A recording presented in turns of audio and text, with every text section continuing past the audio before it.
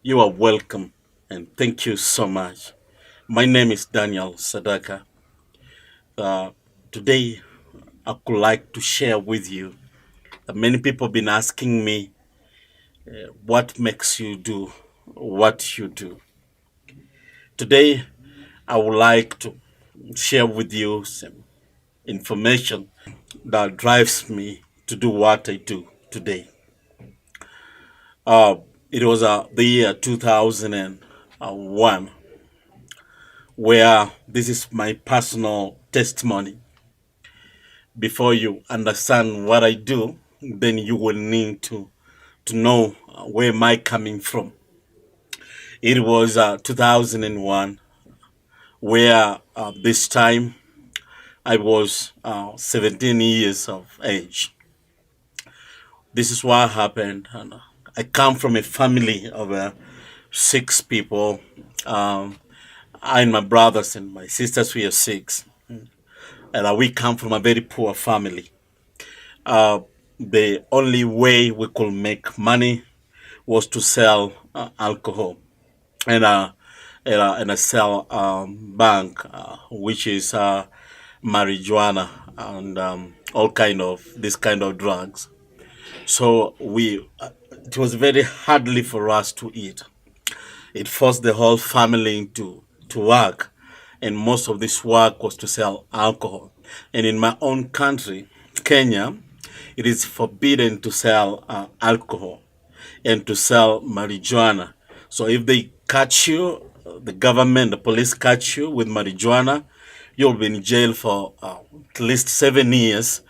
If they catch you with alcohol, you're gonna spend in jail for minimum years of 2 years or something like that.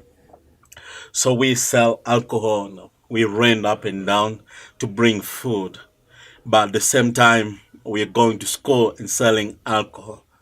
This thing happened at night and early in the morning. I was a drunkard too. I was drinking alcohol and sometimes I did a smoke of the same marijuana. So what happened was I was very drunk one night and I was completely worn out. I tried to open my own door. I could not open my door. I had to sleep at the door. Uh, this at the age of 17, and I was there and I was crying and shouting and making a lot of noise, drunkard. Something happened in the middle of the night when I was still at my door. God, my understanding came back out of drinks, and I opened my door and entered my house. When I entered into my house, I had to I had to go in bed straight. There was dirt all over my body and my clothes. So I went in my bed and I began sleeping.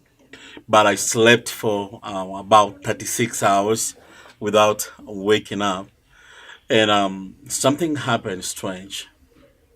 When I tried to open my eyes could see only darkness, but I could hear people talking outside. And I was on my bed and I had no strength left in my body. I could not lift up my arms and my feet. Um, then I began to shout, begin to call people outside to hear my cry and come in and help me because I'm opening my eyes and my eyes have turned blind. I cannot see. Uh, then when I was shouting and trying to call people in, my voice will not go far. Then something happened. I began to vomit blood. It took me some few minutes, about an hour. I was vomiting blood. I could smell blood, but I could not see. Something in doing this, the strength began to leave my body extremely. I grew weak and weak and weak. So this is what happened. Uh, I immediately somebody dressed in white stood in my house. Somebody stood in a corner of my house where I was sleeping. He was dressed in white. And this person wasn't talking. He was just staring at me. And and uh, and I could see him. But the problem was, I noticed we are two. Me, Daniel, we are two. One is on the ground in the vomit, and another one is standing. So the one who is standing, I was asking the one that dressed in white garment. I say to him, "Who are you, and why are we two?" And he told me specifically that that is your body. And I said, "What do you mean?" And he told me, "I'm not meant to be asked questions." He told me that I have somebody that have sent me to pick you so that he will talk to you. And and he grabbed me and we left my house through the roof. And we went through my roof, and we went far away in clouds. And this place where we are heading, it was smoky, like snowland. It was very, very smoky, and I could not understand where we're heading. But we went through a lot of smoke and a lot of a land that looks like snowland. Then we landed on a very huge, big mountain. When we landed on this big and huge mountain, the person that came with me left, and I was looking for him. Where is this person? Where has he gone? Then when I was still looking for him, then I saw somebody else in front of me coming with a smile. And when he was coming, he was smiling. It kind of we knew each other, but haven't seen him before. And then when he came close to me, he had nails, the arrow, the marks of the nails in the hand, or something that have pierced the hands. So you could see through the hands. You could see the holes in the hand. Then he called me by my name and said, "Daniel, I called you." And I said to him, "You look like Jesus we read in a Sunday school." And he didn't say I am, but he smiled, and he pulled off in front of me. He pulled off the garment. When he pulled off the garment, he showed me the his side on his rib, kind of broken. He showed me there was something like a wound, and he turned back to me. He showed me his back, and on his back there was this scar of fresh wounds. There was scars of fresh wounds, and he looked at me, and he looked at me straight in the eyes, and he said, "Daniel, I did this because of you." And I began to shake and trembling, and I asked him, "What do you want me to do?" And he told me, "I called you. I want to show you what will happen on earth. And I called you to show you what is going to come." And while we were talking, he came close to me and grabbed my hand. We were lifted from the ground we were standing. We began to ascend, and when we ascended, we went straight ahead, in the same clouds again. We went straight ahead, and shortly after, we began to hear a lot of noise. This noise, there were people crying, but I could not understand what was happening. But in front of us, I began to see a sea, like an ocean. Then he told me we're going to go in there. When we were up, we looked down. It looked like a sea, like a blue waters, like a sea. But when we came, like a sea or an ocean, you can call it. But when we came close to the ocean, I was thinking it's an ocean. But when we came close, I discovered it wasn't an ocean. It was a lake of fire. Then he said, we're going to go in. I said, we can't go in there. He said, we are going to go in there. There's something I want to show you. Then we descended in this ocean of fire. The fire looked exactly like blue in color. We ascended in and touched the ground of that fire, ironed him. But when I looked in the eyes of him, tears were coming out of his eyes. And he talked me and looked me in the eyes and said, Daniel, no one should come in this place. And but when he looked at me and said that no one should come in this place, he's having tears in his eyes. And then here were thousands and millions of people. The people were crying, and the people were shouting, and the people were many people. The bones of these people had turned into blue, and others the bones turned into kind of red, and the flesh were being peeled off from their skin, and these people were crying in bitterness. It was really hot, and it was really tormenting in this place. And there were hundreds and thousands of people. There were white people, black people. They were all kind of races from the work of this world. There were people, every kind of race. People were in this place, and they were being tormented. And these people were crying. They were shouting, we want water. Everybody was crying and shouting that we want water. We want water. A lot of noise was water, water, water. And this place, it was a horrible place whereby you could not stand to look at the people the way they were being tormented and being in fire. There is no oxygen in this place. People inhale fire. The people were inhaling fire. Like you can inhale fire inside you, and then you breathe out the same fire. So each time they breathe in, the problem is they are being tortured. They are going through a lot of pain. They're going through a lot of struggle, and they are crying and shouting.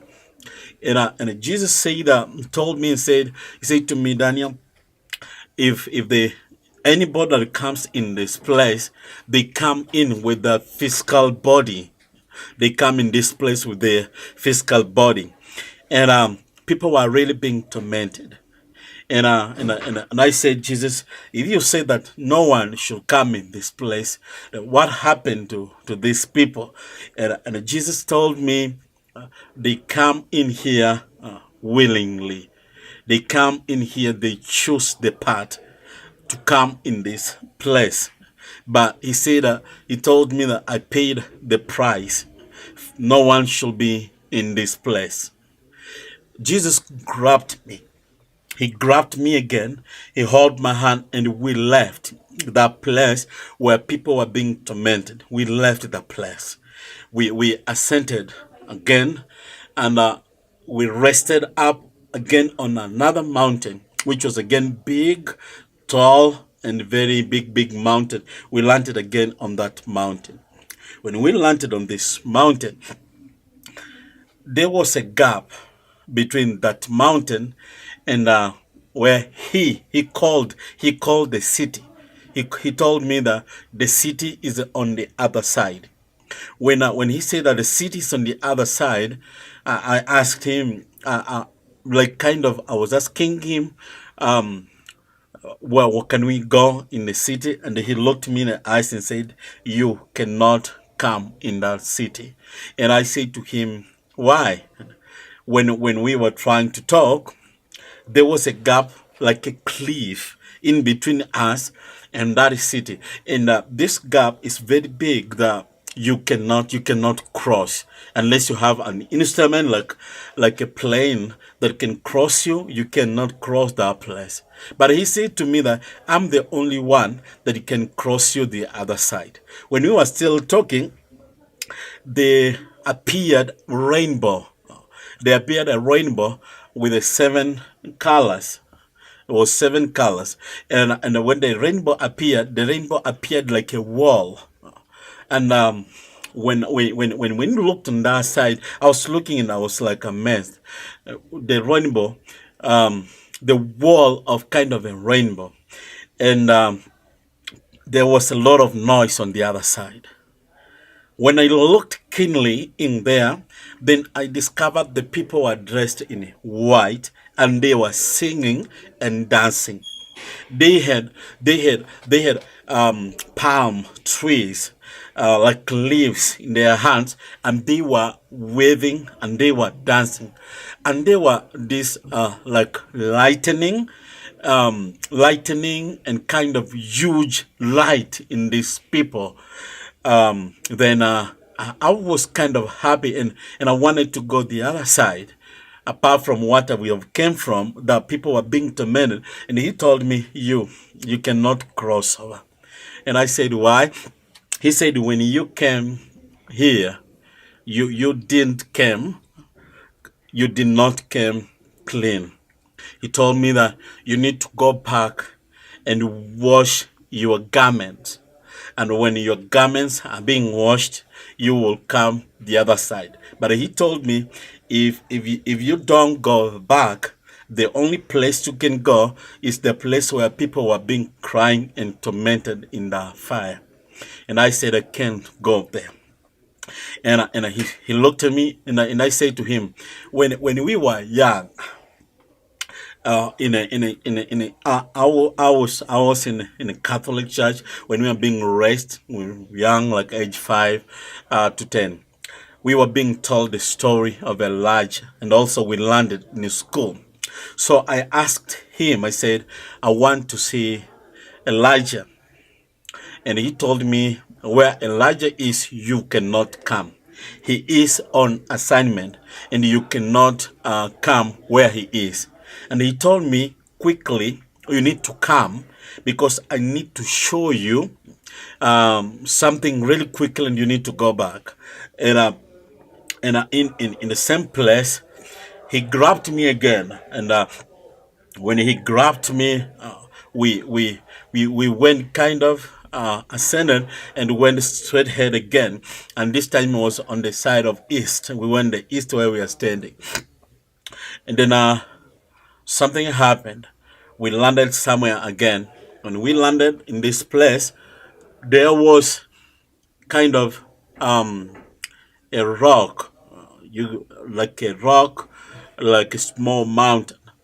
On this rock, there was a watch, and this watch, kind of, do you understand what we call Roman watch?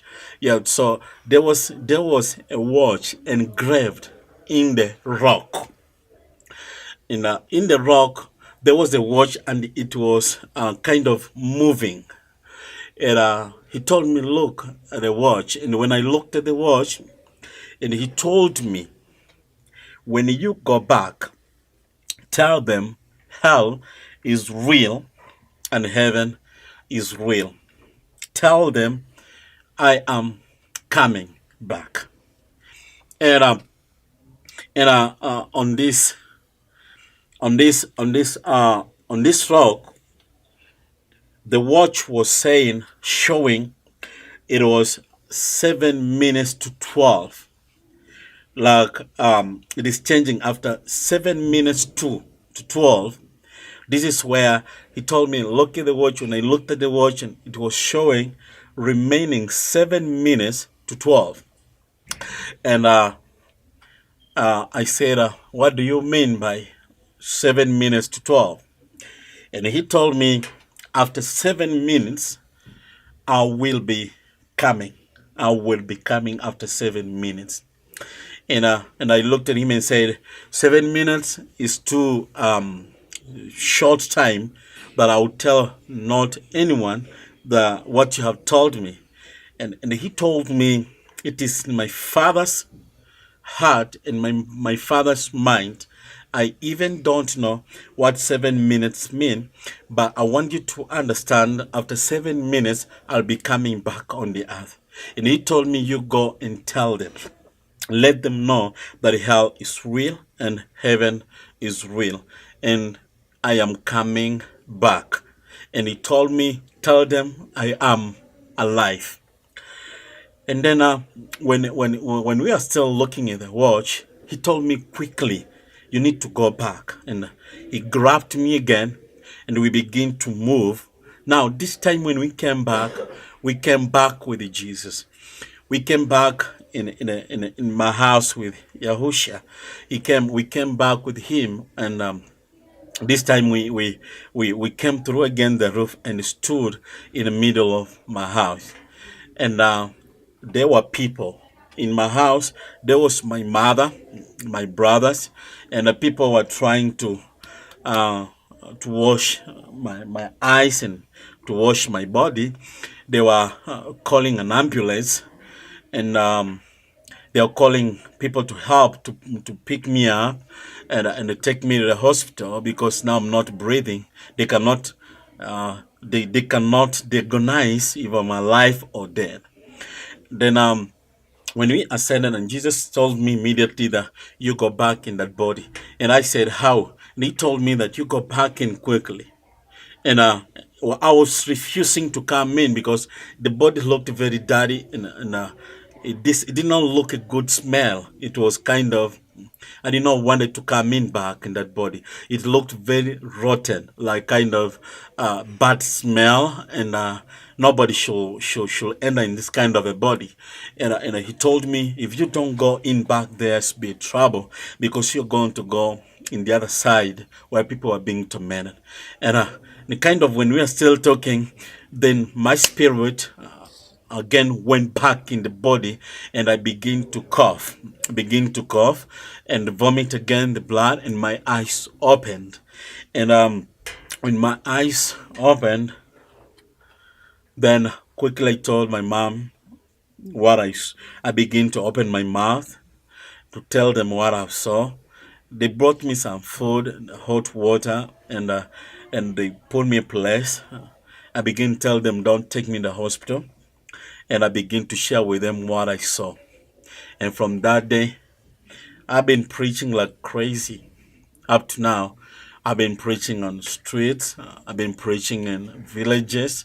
I've been calling people back to the Lord. And that is why you see what I'm doing. And from that day, I've been preaching like crazy. Up to now, I've been preaching on streets. I've been preaching in villages. I've been calling people back to the Lord. And that is why you see what I'm doing. I want you to watch this. Just take a few minutes and watch this crusade meeting. This crusade you're watching, this happened in 2012. Praise God. Jesus said, if you obey, if you are willing, you shall eat the good of the land. Hallelujah. Kwa sababu Roho Mtakatifu will help you, atakusaidia, strengthen you, atakutia nguvu, will give you victory. na atakupatia ushindi. Listen, women. Sikiza wamama. Listen, men. Sikiza wanaume. Listen, young men. Sikiza vijana. Without the power of God, bila nguvu za Mungu, the devil, Shetani, will overcome you. atawashinda. This crusade you are watching, this happened in 2013. But Jesus cannot cure. Ambaye Yesu Kristo hawezi ponya. No sin in this world. Hakuna dhambi katika dunia hii. That Jesus cannot forgive. Ambaye Yesu Kristo hawezi samehe. He said this. Anasema hivi. He forgives all our sins. Ya kwamba ametusamehe dhambi zetu zote. And he heals all our diseases. Na akatuponya magonjwa yetu yote. Hallelujah. Chapter 3 verse 16. Katika kitabu cha Yohana mlango wa 3 mstari wa 16. 16. The Bible says, Biblia inasema, for God so loved the world, kwa maana jinsi hii Mungu aliupenda ulimwengu, he sent his begotten son, hata akamtuma mwana wake wa pekee, that whosoever believes in him, yoyote amwaminie he will never perish, hawezi kuangamia, but he will have eternal life. lakini atapata uzima wa milele. If you believe on Jesus, Kama utamwamini Yesu Kristo, you will have eternal life. utapata uzima wa milele. Jesus Christ Yesu Kristo, is the Son of God. yeye ni mwana wa Mungu. Jesus Christ, Yesu Kristo, he has been sent from above. yeye ametumwa toka mbinguni. Jesus Christ Yesu Kristo has carried life in him. amebeba uzima ndani mwake. When you receive Jesus, Wakati unampokea Yesu, the life of God, maisha ya Mungu, the life of God uzima wa Mungu comes into you. inaingia ndani The mwako. Bible says, Biblia inasema, whosoever believes on the Son of God, yoyote atamwamini mwana wa he Mungu will never perish, but hataangamia, will have eternal life. lakini atapata uzima wa milele. These meetings you are watching, this happened in 2014. Amekuwa Nigeria kabla ashike hapa na ako hapa na sisi. Mama ila alikuwa amevunjika miguu na kuwa na matumaini kwamba atapona tena. Aligusana na yeye mikono yake, yule mama mifupa ikaunganika, anatembea mpaka leo. This crusade you're watching, this happened in 2015. In the beginning was the Word, Hapo mwanzo kulikuwa na and the neno, Word was with God, na neno lilikuwa na Mungu, and the Word became God. na neno likawa Mungu, He became the flesh and dwelt among us, na yeye akakuwa mwili na akakaa katikati and yetu, we behold his glory as the glory of the Son of God. na yeye akafanyika utukufu kama mwana wa Mungu. Jesus Christ Yesu is Kristo, the Word of God. yeye ni neno la Mungu. When we believe in him, Wakati we tunamwamini, will never walk in darkness. hatuwezi tembea katika giza. Jesus Christ Yesu is Kristo, the light of the world. yeye ni neno. This meeting, soul winning you are watching, this happened in 2017. Lakini mwanadamu He has been given a choice. amepewa uamuzi. You choose to go in hell, Unachagua kwenda or jehanamu you choose to go in heaven. ama uchagua kwenda mbinguni. God will never decide for you where to go. Mungu hawezi kukuamulia mahali ambapo unaenda. The beginning of the world, Mwanzo wa dunia, God told Adam, Mungu akamwambia Adamu, this is the tree of life, Mungu akamwambia kwamba huu ni mti wa uzima, and this is the tree of knowledge of good and evil. ya kwamba na huu ni mti wa ujuzi wa mema na mabaya. He says, Akamwambia when you eat from this tree, ya kwamba kama utakula kwa huu mti you will die. utakufa, But when you eat from this tree, na kama utakula kwa huu mti you will live. utaishi. God gave him a decision and power. 17. Also, this you're watching happened on 2018. With the bitter and sorrow. Yeye anaofunga na machungu na hasira. The devil is the father of sin. Shetani ni baba wa dhambi. The devil is father of disease. When you believe on Jesus, Lakini ukimwamini Yesu, This one happened on 2019. Kuna watu wengi jehanamu wanateseka. in the book of Revelation chapter 1 verse 7, Katika kitabu cha Ufunuo 1:7 the Bible says inasema, he is coming with the cloud, anasema ya kwamba anakuja na wingu and every eye shall see him, na kila jicho litamtazama, and many that crucified him will wail and weep. na wale ambao walimsulubisha watajuta na kulia. I'm telling you Ninakuambia that Jesus is coming. ya kwamba As you can see, all this meeting I've been doing across villages in East Africa, the preaching day and night, calling people back to the Lord.